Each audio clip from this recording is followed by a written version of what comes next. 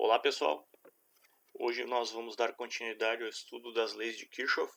Então essa é a nossa segunda aula, então vamos dar sequência aqui. Nós na primeira aula estudamos a primeira lei de Kirchhoff, que é a lei que relaciona os nós ou as correntes. Na aula de hoje nós vamos estudar a segunda lei de Kirchhoff, que é a lei das malhas ou das tensões.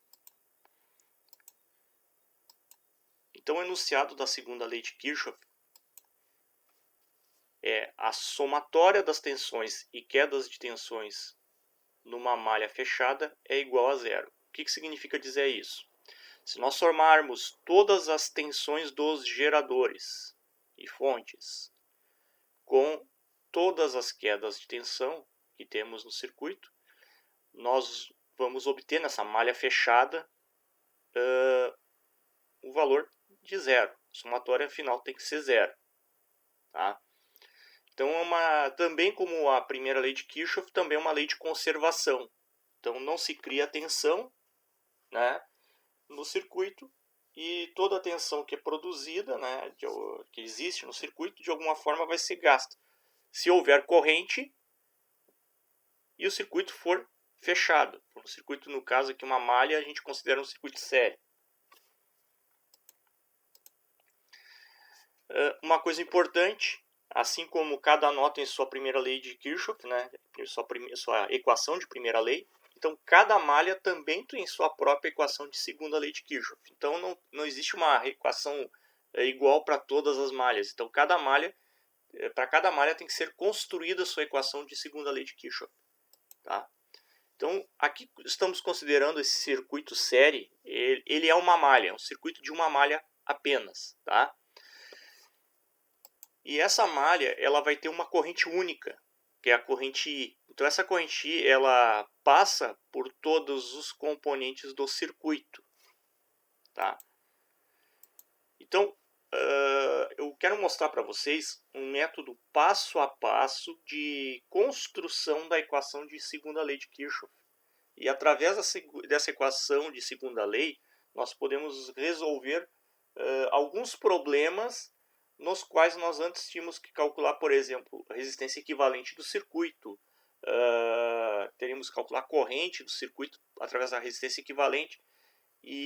Então aqui a segunda lei ela acaba nos dando uma flexibilidade maior para calcular outras coisas do circuito, como por exemplo uma tensão de um elemento, achar a própria corrente sem calcular a resistência equivalente, achar uma resistência no meio do circuito para que a corrente seja uma determinada corrente pré-fixada.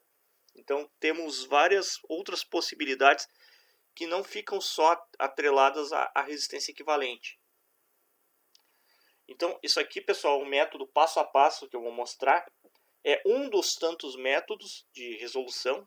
Tá? Isso aqui tem técnicas que variam, né? Mas essa é a que eu considero a mais simples e prática de se trabalhar. Tá?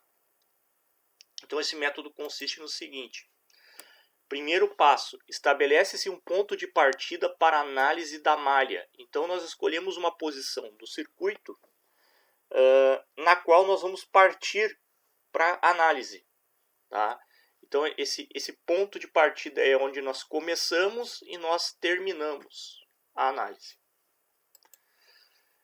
Estabelece-se um sentido de análise. Esse sentido de análise no circuito pode ser no sentido anti-horário ou horário. Tá?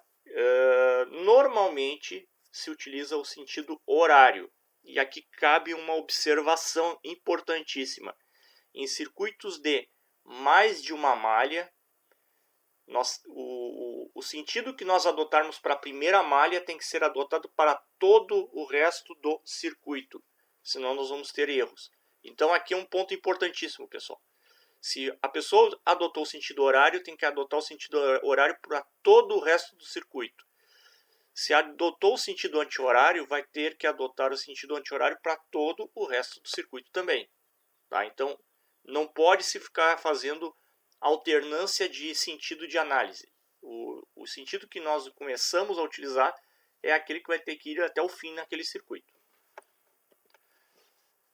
Terceiro passo é para as quedas de tensão nos resistores, se a corrente no ramo tem o mesmo sentido da análise, esta queda de tensão receberá sinal positivo.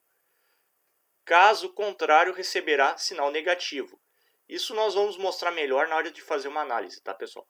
Mas o que quer dizer isso? Se a corrente acompanha o sentido de análise, a queda de tensão no resistor é positiva. Se a corrente for no sentido contrário do sentido de análise, vai receber sinal negativo. E o quarto passo, para as forças eletromotrizes dos geradores, caso o sentido de análise entre pelo polo positivo, receberá sinal positivo. Caso entre pelo polo negativo, receberá sinal negativo. Esse entre aí, pessoal, imaginem, é uma análise virtual, né? É como se nós estivéssemos caminhando pelo circuito e ao encontrar o gerador, nós estamos encontrando, temos que entrar ali pelo polo positivo ou pelo polo negativo. É por isso que fica esse entre aspas aí, tá? Isso aqui é importante, pessoal, porque combinado com a análise das quedas de tensão dos resistores, no final, a somatória de tudo isso tem que dar zero. Tá? Isso é importante. Então vamos fazer aqui, por exemplo, pegar uma malha, aquela primeira que eu mostrei antes, para exemplificar o que é uma malha, para nós montarmos a equação deste circuito aqui. Tá? Então temos aqui um circuito série com duas fontes e dois resistores. E uma corrente I. Né? O circuito é fechado, aí temos uma corrente. Então vamos aplicar aquele passo a passo da segunda lei de Kirchhoff. Tá? Então, primeira coisa, vou estabelecer um ponto de partida. Eu vou escolher este ponto aqui, ó, tá? Bem no canto do direito do circuito. Coloquei um ponto de início de análise, coloquei como ponto A. Tá? Agora eu vou estabelecer um sentido de análise. Eu optei pelo sentido horário, então eu fiz esse desenho dessa curva, esse arco, né, com a seta na ponta, para estabelecer qual o meu sentido de análise. E aí vamos começar a fazer uma análise partindo do ponto A. Então a gente é como se nós estivéssemos caminhando pelo circuito e vendo o que vamos encontrando pelo caminho. Tá? Então, saindo do ponto A, o primeiro elemento que nós encontramos é essa fonte, a fonte de força eletromotriz. E estamos entrando, olha só, pelo polo negativo. Então, vai ser colocado como primeiro item da equação menos epsilon 2, neste caso aqui. Saindo do gerador, nós vamos agora encontrar o resistor R1. Vejam bem, arbitrariamente a corrente foi dada como seguindo nesse sentido aqui. Então ela aqui vai para a direita, desce, vai para a esquerda aqui no R1. Então vejam bem, a corrente ela está neste trecho do circuito está acompanhando o sentido de análise. Então é positivo. A queda de tensão é positiva para esse resistor. E a queda de tensão no resistor R1, se nós fôssemos calcular ela, a tensão de R1 seria a corrente que passa por ele vezes a resistência. Então ficaria I vezes R1. Então aqui nesse trecho da equação, vamos ter I vezes R1. É a queda de tensão no resistor R1. Saindo do resistor R1, encontramos o segundo gerador, nesse caso é o gerador ε1.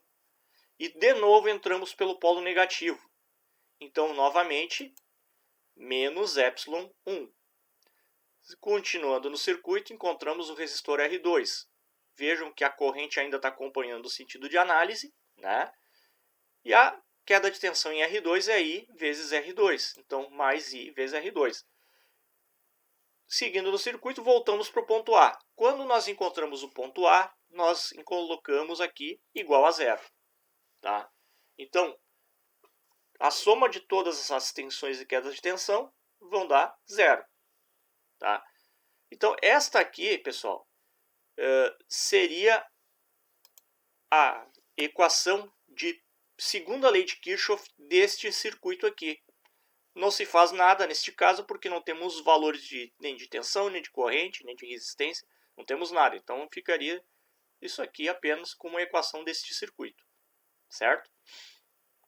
Então agora nós vamos seguir para alguns exemplos, tá? Que uma aplicação mais prática da segunda lei de Kirchhoff para a resolução de circuitos elétricos. Vejam bem, pessoal. Nesses circuitos aqui, como eles são série, nós poderíamos estar resolvendo por método de associação de geradores, que vocês aprenderam no curso, método de associação de resistores em série, mas aqui eu quero destacar esse método utilizando a segunda lei de Kirchhoff, que ele vale para muitos circuitos, então ele resolve várias situações diferentes, tá? Então, dado o circuito abaixo, determine a corrente I utilizando a segunda lei de Kirchhoff. Então aqui a resolução, ó, vejam bem, a corrente está saindo aqui dessa fonte de 20 volts, está indo aqui para a direita em cima, né? Então, primeira coisa, vamos estabelecer o ponto de partida de análise. Estabelecer lá no canto direito, tá? Aliás, pessoal, aqui eu estou colocando no canto direito. Nos circuitos com mais malhas, vocês vão perceber por que a gente faz isso, tá? Mas aqui não teria uma posição específica para se colocar. Poderia ser aqui embaixo, poderia ser do lado do resistor R3, logo acima do gerador aqui de 20 volts. Então não é uma posição pré-determinada, tá? Aqui eu coloco porque normalmente circuitos com mais malhas nós usamos os nós como ponto de partida, tá? E esses nós normalmente estão mais à direita. Mas isso aqui não quer dizer, tá? Então eu coloquei o ponto de análise de partida, né? Ponto de referência para início de análise. Estabeleci que o meu sentido de análise vai ser no sentido horário, né? Então vamos começar a montar a equação de primeira lei. Desculpa, de segunda lei, tá? Então aqui, ó, saindo do ponto A, encontramos o resistor R2 com um valor de 10 ohms. Aqui é importante, pessoal, se nós já temos os valores das fontes e dos resistores, nós já podemos substituir diretamente na equação, tá? Então aqui, a queda de tensão neste resistor seria o valor da resistência vezes a corrente. A resistência é 10, mas a corrente nós não conhecemos. Então vamos colocar 10 vezes I. E é positivo porque a corrente acompanha o sentido de análise. A corrente desce por aqui, né? Seguindo, encontramos o resistor R3, que vale 5 ohms. A corrente também é a corrente I e acompanha o sentido de análise, então vai ficar mais 5I. Agora encontramos o gerador, né? O gerador de 20 volts. Então agora está entrando pelo polo negativo, então vai ficar menos 20. Saindo do gerador, encontramos o próximo resistor, que é o R1, né? Que seria aqui a queda de tensão, seria 2,5 vezes I, como acompanha o sentido de análise, né, a corrente. Então fica mais 2,5 I. O próximo gerador está entrando pelo polo positivo, ó, prestem atenção, pelo positivo. Então é mais 10 volts, né, mais 10. E voltamos para o ponto de início, igual a zero. O que nós vamos fazer agora é dar uma simplificada nessa equação, né? Se vocês olharem, isso aqui é uma equação de primeiro grau, tá? Ao invés de termos x como incógnita, nós temos o i da corrente. Então aqui vamos somar 10 mais 5 mais 2,5i, vai dar 17,5i. Negativo 20 mais 10, menos 10. Passamos o menos 10 para o outro lado, fica 10 positivo. Isolamos o i, né? Vai ficar 10 dividido por 17,5. Então vamos obter uma corrente de 0,57 amperes. Vejam bem, pessoal. Nós não calculamos a resistência equivalente do circuito e obtivemos a corrente dele, tá? Então, para alguns circuitos bem grandes, né, com muitos elementos, acaba sendo uma baita de uma vantagem. Um exemplo 2, aqui ele é um pouco diferente, em que agora nós queremos determinar uma resistência para que dê uma determinada corrente. É meio que fosse um dimensionamento de resistência. Então, determine o valor de R3 para que a corrente do circuito seja de 3,67 amperes. Utilize a segunda lei de Kirchhoff para a resolução. Então, novamente, estabeleci o ponto de partida, ponto A. Adotei o sentido horário, novamente. E vamos começar a resolver o circuito, escrevendo a equação de segunda lei. Então, aqui, ó, vejam que a corrente ela continua, né? Aqui em cima ela vai para a direita. Aqui vai para baixo, para a esquerda e para cima, né? A corrente ela mantém o mesmo circuito, mesmo direcionamento dentro do circuito. Então aqui a queda de tensão vai ficar positiva porque acompanha o sentido de análise, né? A corrente. Então vai ficar aqui a queda de tensão é 30 vezes o I. Então, como nós temos o valor da corrente, nós podemos já fazer a substituição direta. Então 30 vezes 3,67. Próximo elemento é o R3. O R3 nós não conhecemos. Então vai ficar positivo, né? 3,67 vezes R3. Saindo do resistor R3, encontramos o gerador de 220 volts. Então vai ficar negativo 220 porque entrou pelo polo negativo. O próximo elemento é o resistor R1. Acompanha o sentido de análise. A corrente acompanha o sentido de análise, então vai ficar 18 vezes 3,67. Encontramos o ponto de partida igual a zero. Então 30 vezes 3,67 fica 110,1 mais 3,7 R3 menos 220. 18 vezes 3,67 vai dar 66,06. Então fazemos a soma do que dá para somar aqui, né? 110 menos 220 mais 6606 fica negativo 43,84. Isolamos ele, passamos por essa parte aqui com a incógnita, né? Passamos o 43,84 negativo para o outro lado, fica positivo. Isolamos o R3, temos 43,84 dividido por 3,67 e obtemos uma resistência de 11,95 ohms. Tá? Então vejam bem, pessoal, conseguimos determinar uma resistência sem ter ela. Né? Na realidade, fizemos algo um pouco diferente daquilo que nós vínhamos fazendo até agora. Exemplo 3. Tá? Este aqui nós vamos determinar uma queda de tensão agora. Tá? Para que se obtenha uma determinada corrente. Aqui temos um errinho, pessoal. Tá? Aqui estamos colocando o 2 como sendo solicitado, mas na realidade é a U3, tá, pessoal? No enunciado está uma coisa, no circuito está outra. Mas vamos lá, determine o valor da tensão para que a corrente do circuito seja de 20 amperes. Então foi dado um circuito com várias fontes, vários resistores, mas quer-se saber de quanto tem que ser essa fonte para que a corrente seja de 20 amperes, a corrente tenha valor de 20 amperes. Então, novamente, determina um ponto de partida, sentido de análise, né, horário, e começamos. Ó. Aqui, como a corrente está indo no sentido contrário, foi estabelecido ó, que ela está para a esquerda, então, em todo o circuito, a corrente está contrária ao sentido de análise, neste circuito em específico. Tá? Então, aqui a queda de tensão no resistor 2 é 6 vezes 20, porém negativo, né? Próximo elemento é essa fonte aqui, que é o 2. Essa é o 2 de fato, né? Entramos pelo negativo, então vai ficar menos 70.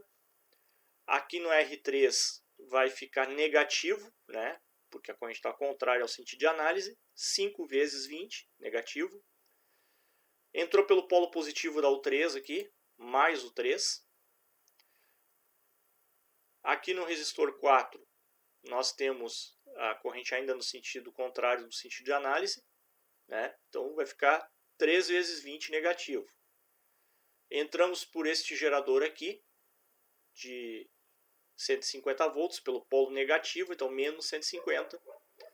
Encontramos o resistor R1, continua no sentido contrário da corrente à análise, né? Negativo 14 vezes 20. E voltamos para o ponto de início, igual a zero. Agora, então nós vamos simplificar essa equação aqui, né? Então vamos primeiro fazer essas multiplicações. Vai ficar menos 120, menos 70, mais 100, mais o 3, menos 60, menos 150, menos 280. Somamos tudo isso aqui, né? Vamos ter o 3 menos 780. Então, atenção, o 3, para que a corrente seja de 20 amperes, é de 780 volts. Tá? Então, pessoal, a princípio de momento era isto, tá? Então, esta é a segunda aula que nós encerramos aqui com as leis de Kirchhoff. Temos pelo menos mais 2 aulas para tratar desse assunto, tá? Então, nas próximas aulas, vamos tratar de métodos para resolução de circuitos mais complexos, tá? Que nós não conseguiríamos resolver pelos métodos tradicionais de associação série, paralela e mista, tá bom? Então, eu vou deixar aqui uma lista de exercícios para vocês, mais uma lista, tá? Então, qualquer dúvida é só pedir ajuda aí, tá bom, pessoal? Então, um abraço a todos e até a próxima aula.